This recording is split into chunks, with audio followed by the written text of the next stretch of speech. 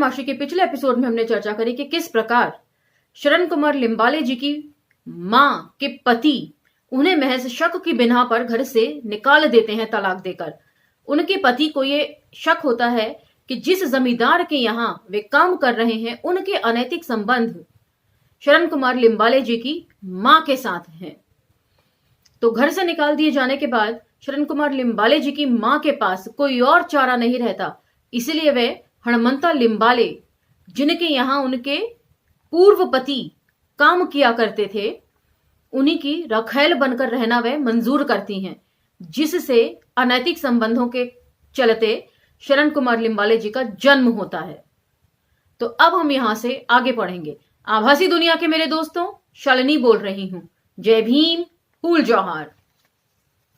जिनके पास वर्ण श्रेष्ठत्व से प्राप्त सत्ता तथा वंश परंपरा से प्राप्त संपत्ति रही है, उन्होंने यहाँ की दलित स्त्रियों को सतत भोगा है। देहात देहात के जमींदारों, पटेलों के खेतों में काम करने वाली दलित स्त्रियों के साथ ऐसा ही व्यवहार किया जाता है। रंडियों की तरह उन्होंने उनका उपभोग किया है। दलितों की लड़कियां इनकी वासना का शिकार होती हैं। इनके द्वारा किए गए स्वैराचार से संतति जन्म लेती रहती हैं। जमींदार के इशारे पर जीने वाला घर हर गांव में होता है। पूरा गांव इस घर को पटेल की रंडी का नाम से जानता है। इस स्त्री की संतति की पहचान पटेल की रंडी के बच्चों के रूप में ही बनती है। पटेल की दया पर खुश होकर ही जीने के लिए उनका जीवन की सार्थकता होती है। यों बदले में उन्हें मिलता ही क्या है।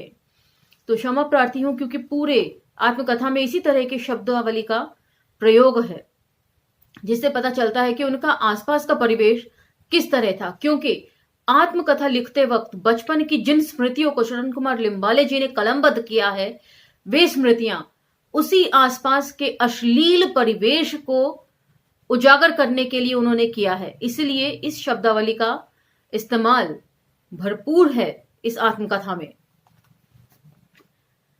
तो किस प्रकार ये जो औरतें होती थी, हर गांव में एक इस तरह का घर होता ही था शरण कुमार लिम्बाले जी के अनुसार, जहां पर ऐसी स्त्री होती थी जो जमींदारों की रखैल बनकर रहती थी और उनसे प्राप्त जो बच्चे होते थे वे नाजायज बच्चों के तौर पर ही जाने जाते थे।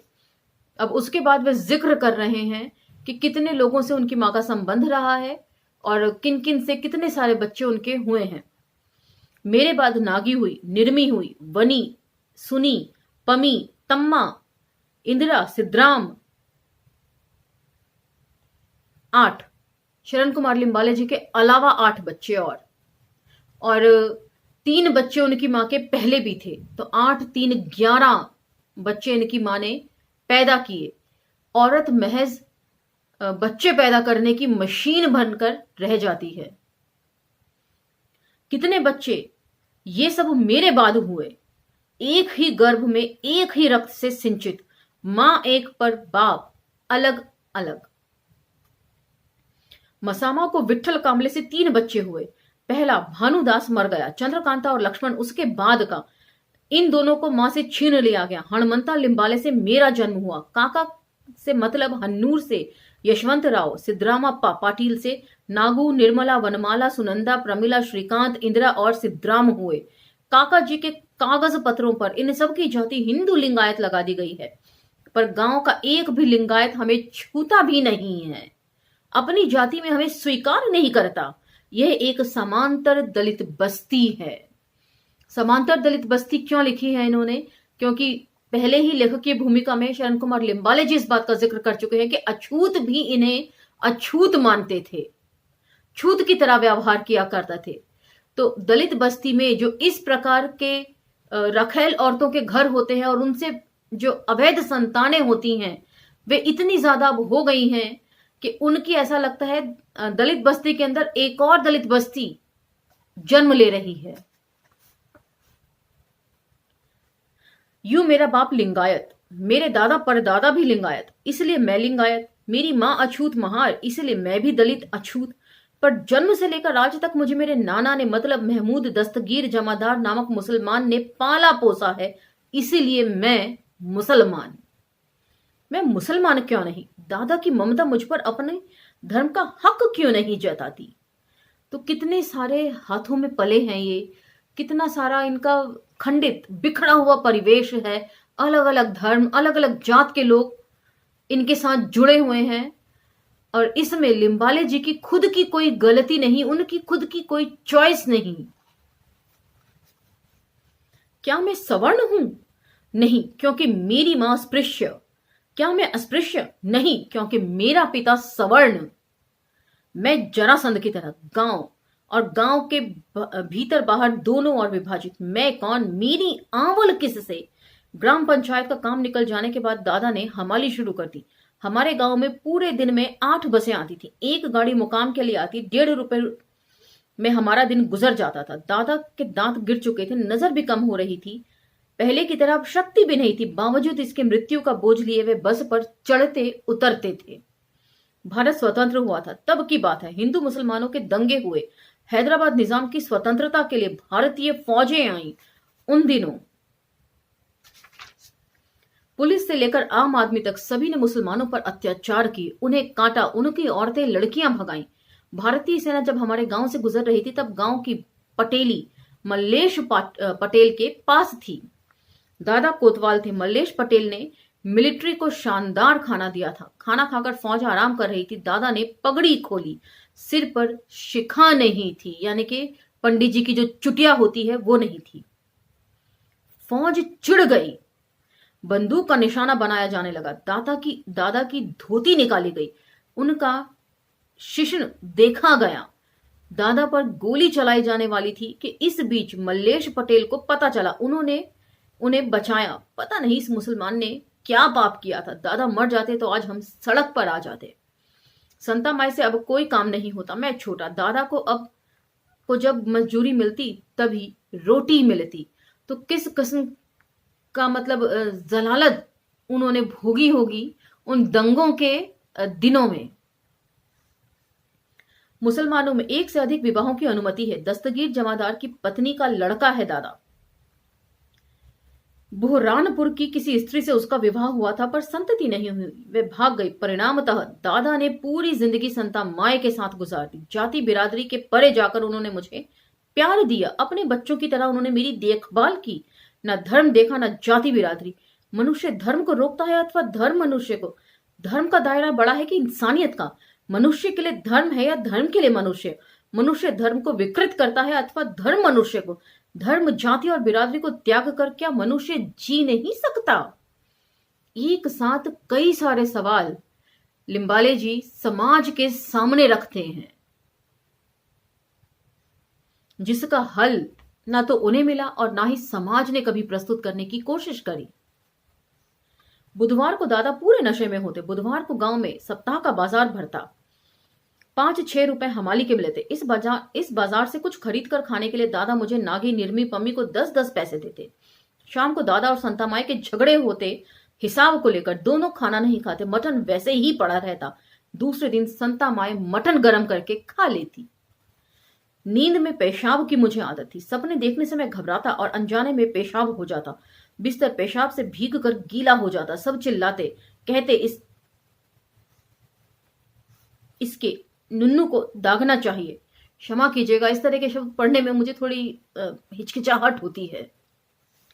मैं घबरा जाता। कंबल धूप में सुखाने डालता, उसी कंबल को बिछाता, उसी को ओढ़ लेता। कंबल से पेशाब की दुर्गंध आती, पर उस दुर्गंध की मुझे आदत हो गई थी। कुछ भी गलत नहीं लगता। पेट हाथ पर ही था, मतलब जब कुछ व्यवस्था होती पैसे की तभी भोजन प्राप्त होता।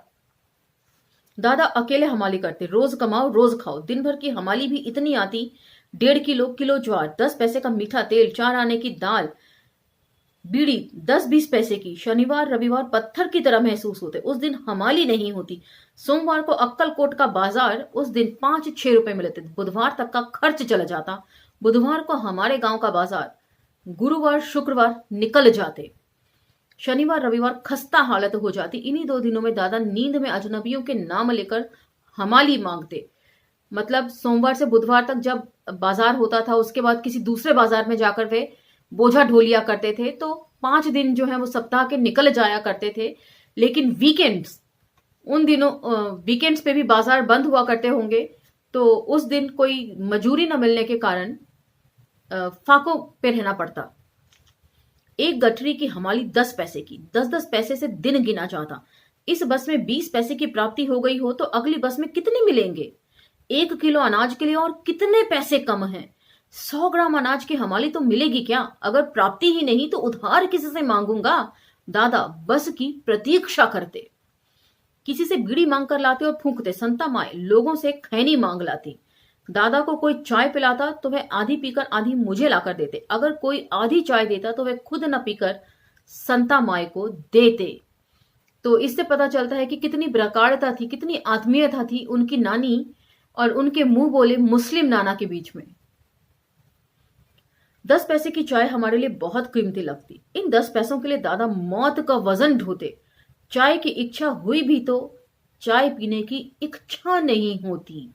1 किलो अनाज के लिए अगर उतने पैसे कम पड़ गए तो कितना मार्मिक चित्रण है कि 10 पैसे भी वे खर्च करने की हैसियत में नहीं थे, कि यदि 10 पैसे कम पड़ गए तो 1 किलो अनाज भी नहीं आ सकेगा।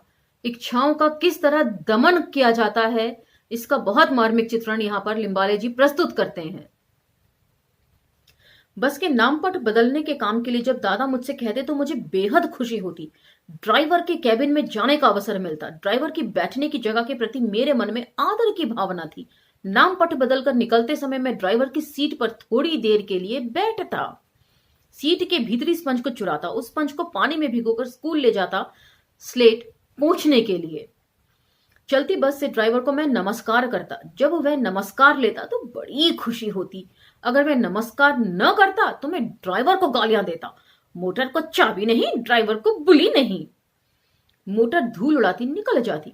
आने वाली प्रत्येक बस हमारी भूख बनकर आती। कितना मार्मिक चित्रण है कि बस का आना सिर्फ बस का आना नहीं होता था, भूख को शांत करने का उपक्रम भी होता था। रोटी देकर जाती। वेश्या जैसे अपने ग्राहक की प्रतीक्षा करती बैठती है, वैसे ही हम बस स्टैंड पर बैठकर इंतजार करते। बस दिखी कि मुझे खुशी होती। कम से कम 4-8 आने तो मजूरी मिलेगी। दादा मुझे चाय पिलाएंगे, ऐसी इच्छा होती। कभी कभी बसें खाली आती। खाली बसें बांझ स्त्री के गर्भ की तरह होती। गर्भपात के बाद जैसे कोई स्त्री अपने नए गर्भ को संभालती है, वैसे ही हम अपनी आशाएं संभालते। ठंडा चूल्हा, खाली बर्तन, खुली बस हमारे कलेजे को काटती। तो इससे पता चलता है कि उनके आसपास का परिवेश किस प्रकार का था। उन्होंने सिर्फ यही शब्द अनैतिक संबंधों से पैदा होने के कारण अपनी मां के लिए जो शब्द सुने और अपने लिए जिन शब्दों का इस्तेमाल सुना, वही उनकी सोच, उनकी मानसिकता, उनके मन के अंदर गहरे बैठ गए हैं और वही उनके बचपन की यादों में पिरोए जा रहे हैं, कलमबद्ध किए जा रहे हैं अपने पाठकों के लिए। बहुत भूख लगी है, टोकरी में एक भी रोटी नहीं है। दादा, संता माए और मैं, इन तीनों की भूख की पूर्ति एक अकेली रोटी कैसे करेगी? संता माए शमशानवत चेहरा करके बैठती। दादा को मैं पानी देता। बस में वह जैसे पानी भरता वैसे पानी पी लेता, मतलब अपने पेट को पानी पीकर भरते। जिस प्रकार हम बस में भरते हैं कि बस ठंडी रहे, शांत रहे, उसी प्रकार अपनी भूख को शांत करने का उपक्रम है ये। उस दिन बस पर ज्वारी का थैला चढ़ाते समय दादा के सर पर से थैला नीचे गिर गया। कंडक्टर तेजी से दूर हट गया। अगर उसने हटने में 1 सेकंड का भी फर्क हो जाता तो वे वहीं मर जाता। उसने दादा को बहुत गालियां दी। कल से हमाली ना करो, कहा। मैं भयभीत हो गया, दिल कांपने लगा। दुर्घटना में बस उलटने के बाद जैसी स्थिति हो जाती है, ठीक वैसी स्थिति मेरी हो गई थी। दादा की हमाली अगर छूटी तो हमारा क्या होगा? दिन पत्थर की तरह का कटता। बसों का आना जाना, बस इतनी ही घटना घटती। बाहर से कोई बाबू आ जाए तो कुछ विशेष महसूस होता। मैं उसे निहारता। दिन भर स्टैंड की बेंच पर बैठा रहता। बस का अड्डा ही हमारा घर। बेंचों के नीचे 2-4 गुदड़ियां दबाकर रख देते। घर में उन्हें बाहर निकालते। बस अड्डे पर सो जाते। 2-4 यात्री साथ में होते। पागल जैनी रात भर चिंदियां अलग करती, उपयोग में लाए हुए टिकटों की तरह हम पड़े रहते। मतलब जिनका कोई मायने नहीं होता, बेकार जिन्हें कह सकते हैं। सवेरे जल्दी जागना पड़ता, ड्राइवर कंडक्टर चिढ़ जाते। एक बार तो हमारी गुदड़ियां उन्होंने सड़क पर फेंक दी थी। मसामा मेरी सगी माँ मुझसे सौतेली माँ का व्यवहार करती, इसी कारण मैं संता माए का हो चुका था। मतलब माँ सौतेला व्यवहार करती क्योंकि उनके पास संभालने के लिए और भी बहुत से बच्चे थे, इसलिए ये अपनी नानी के चहेते हो गए थे। मसामा मुझे पीटती तो संता माई छुड़ाती, फिर दोनों झगड़ती। एक बार मुझे लेकर दोनों में खूब झगड़ा हुआ। परिणाम था संता माई ने महारों की बस्ती में रहना ही छोड़ दिया। स्टैंड में रहने आई, वहीं हमाली करते, वहीं खाते, वहीं सोते। आरंभ के कुछ दिन हम स्टैंड पर खुले में ही रहे। 3 पत्थरों का चूल्हा, हवा के कारण चूल्हे की ज्वालाएं आधी बाहर जाती, आधी भीतर। रोटी सेंकी नहीं जाती।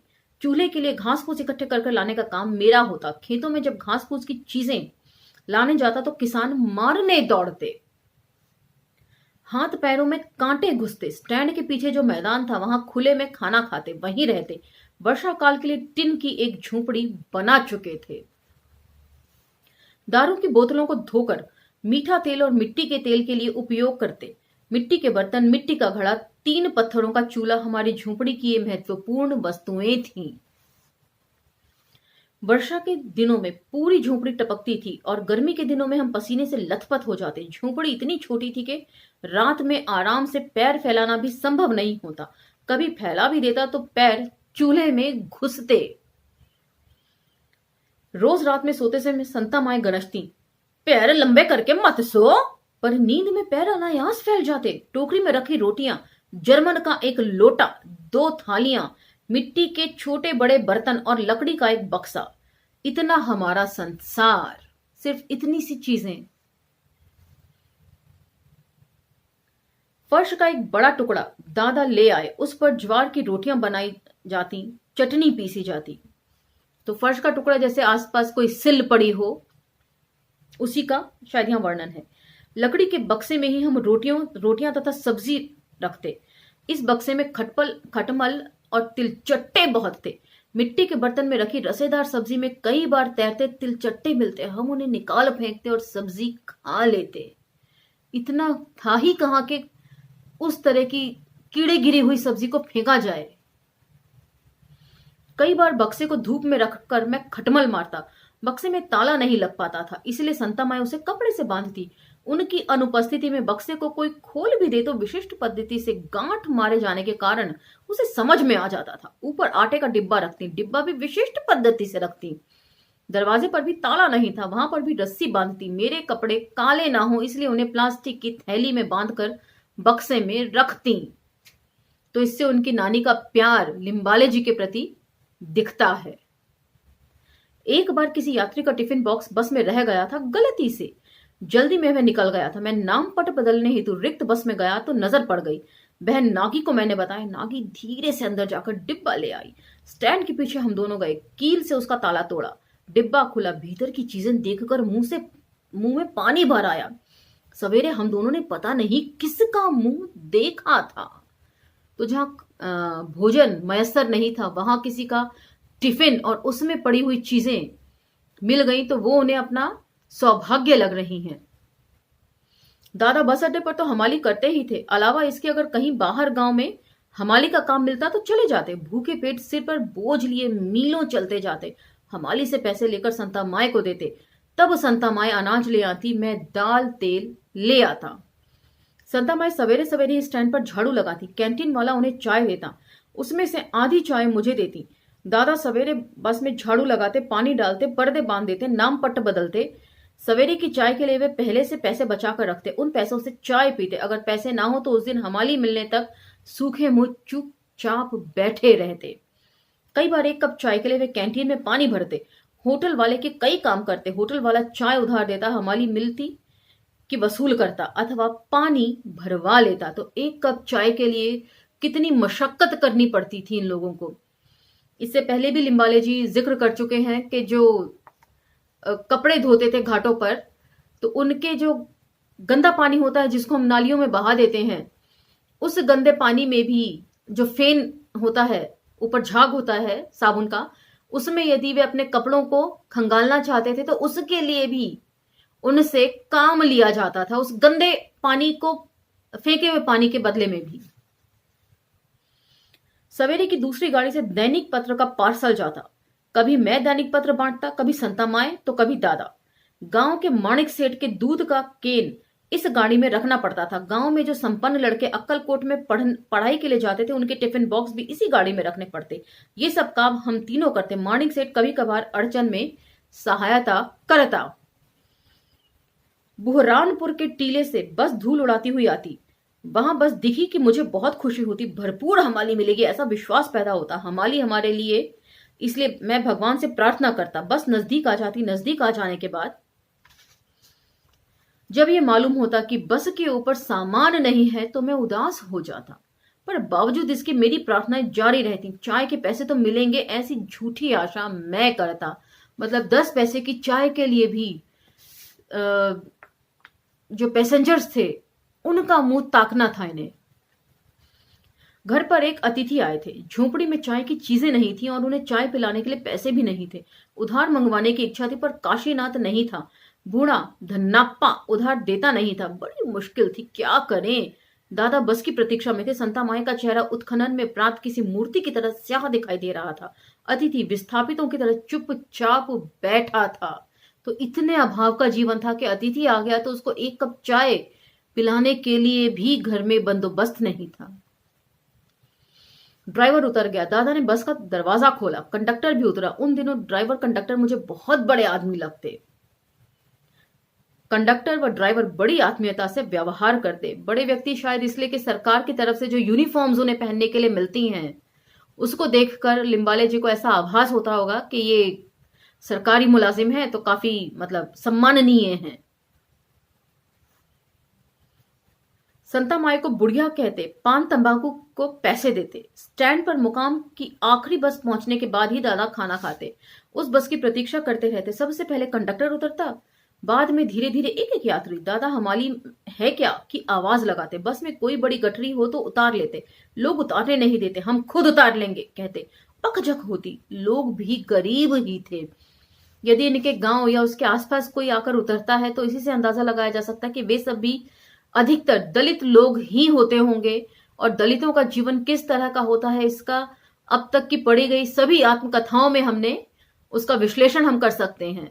तो लोगों के पास अपने ही गुजर बसर के लिए पैसे नहीं है तो वे सामान ढोने की या कुली को मजूरी कैसे देंगे। इससे तो बेहतर वो समझते होंगे कि हम खुद ही कर लेंगे। ड्राइवर कंडक्टर पीने वाले हो तो दादा को अंडे और शराब लाने के लिए कहते। दादा को भी थोड़ी सी देते।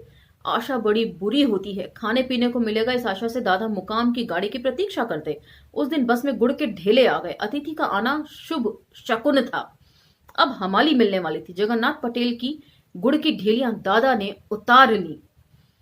उसकी परचून की दुकान थी। गुड़ की ढेलियां उतारने के बाद दादा ने मुझसे धीरे से कहा कि ऊपर गुड़ है, जा। मैं ऊपर चढ़ा। बस की छत पर जहां गुड़ की ढेलियां रखी गई थी वहां काफी गुड़ चिपक गया था। गर्मी के कारण पिघल गया था।